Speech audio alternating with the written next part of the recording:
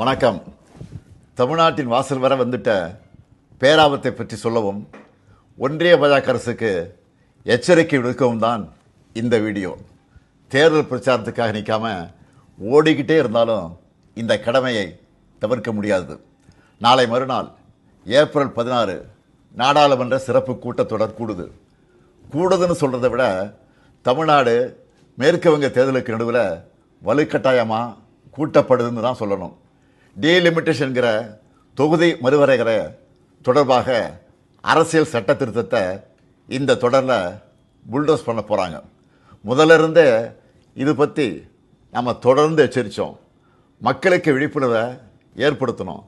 தமிழ்நாடு மட்டும் இல்லாமல் இந்தியா முழுக்க இருந்து இதனால் பாதிப்படைய உள்ள மாநில முதலமைச்சர்களையும் முக்கிய கட்சித் தலைவர்களையும் சென்னைக்கு அழைச்சி கூட்டு நடவடிக்கை குழு கூட்டம் நடத்தணும். மக்கள் தொகையை கட்டுப்படுத்துங்க, அளவாக குழந்தைகளை பெற்றுக்கோங்க, குடும்ப கட்டுப்பாட்டை கடைபிடிங்கன்னு ஒன்றிய அரசு சொன்னதையெல்லாம் நாங்கள் கேட்டோம். சொன்னதை ஒழுங்காக செஞ்சதுக்காகவே எங்களுக்கு தண்டனை தருவீங்களா? தென் மாநிலங்கள் பாதிப்படையாது என நாடாளுமன்றத்தில் வச்சு பிரதமர் அவர்கள் உத்தரவாதம் தரணும்னு கேட்டோம். பதில் இல்லை. இதுக்காக பல்வேறு கட்சி எம்பிக்கள் பிரதமரை நேரில் சந்தித்து முறையிட நேரம் கேட்டோம். அதுவும் கிடைக்கல. இப்படி நாம் சொன்ன எதையும் அவங்க காதில் வாங்காமல் திமுக மட்டுமல்ல, எந்த கட்சியோடவும் எந்த மாநிலத்தோடவும் எந்த ஆலோசனை நடத்தாமல் அவங்க இஷ்டத்துக்கு பண்ண பார்க்குறாங்க. நேற்று மரியாதைக்குரிய அம்மையார் சோனியா காந்தி அவர்களும் நாம் கேட்குற அதே கேள்விகளை கேட்டிருக்கிறாங்க. பிரதான எதிர்க்கட்சியான காங்கிரஸ் உள்ளிட்ட யாருக்குமே பதில் இல்லை. இப்படி அவசரமாக டீலிமிட்டேஷன் பண்ண நினைக்கிறது பாஜக அரசோட அப்பட்டமான ஜனநாயக விரோத செயல். இன்னும் சொன்னால் மாநில உரிமைகளை படுகொலை பண்ணியிருக்காங்க. இந்த டீலிமிட்டேஷனை எப்படி பண்ண போகிறாங்கன்னு தெரியல. அந்த சட்ட திருத்தம் என்ன என்பது பற்றி இதுவரை எந்த விளக்கத்தையும் கொடுக்காமல் இருக்காங்க.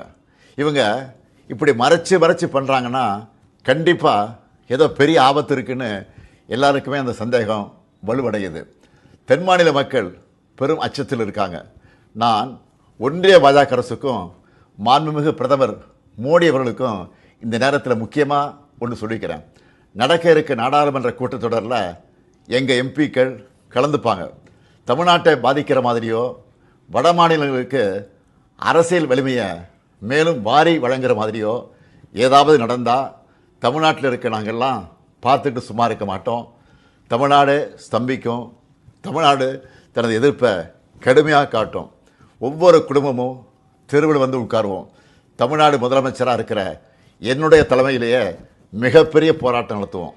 இது தேர்தல் காலம்தான். இவங்க கவனம் அதில் தான் இருக்கும்.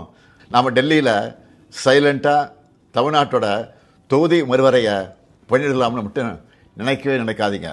சொல்கிறேன்னா தமிழ்நாட்டு முதலமைச்சர் மட்டும் இல்லை, திராவிட முன்னேற்ற கழகம் என்னும் பேரியக்கத்தின் தலைவர். நீங்கள் இதுவரை பார்க்காத தமிழ்நாட்டை பார்க்க வேண்டியிருக்கும். 50கள் 60களில் பார்த்த பழைய திமுகவை இந்தியா திரும்பவும் பார்க்க வேண்டியிருக்கும்.